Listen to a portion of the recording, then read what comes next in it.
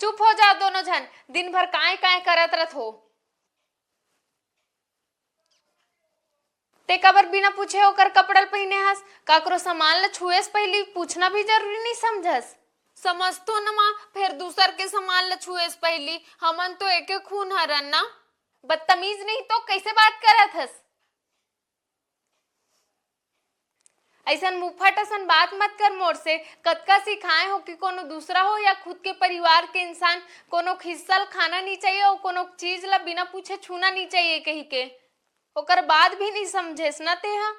माँ फिर मैं वो कपड़ा सिर पे एक गाँव बस पहने हो, कम और शरीर अत्ते गटर कस बस साथे माँ जो अब वो कपड़ा नहीं पहन सके, मैं मस्त धो के तको रख दे हूँ। और वो अगर नहीं धोआए हुई ना तो मैं वो धोए बर तैयार हूँ।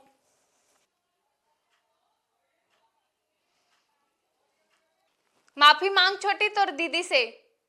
मोला माफ कर दे दीदी, आज के बाद तोर कपड़ा का तोर कुछ सामान ला बिना पूछे हाथ नहीं लगाओ। ले जा, माफ कर दे तोला, फिर आइंदा से मोर सामान ला बिना पूछे हाथ मत लगाबे।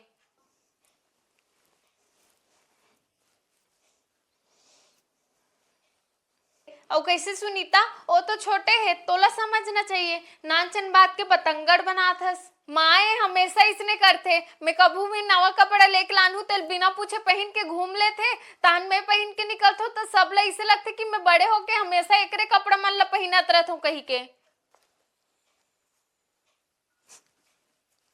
अब वो समझ गए है तोर सामान ला बिना पूछे नहीं छुए, और तहु बात ला टाल देकर देख बिचारी के इसे उदास बैठे है। ए उदास हो ही रुक, एला अभी खुश कर थो माँ।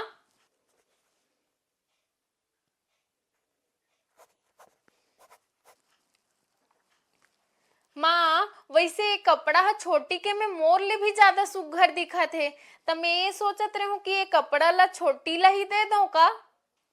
हम्म।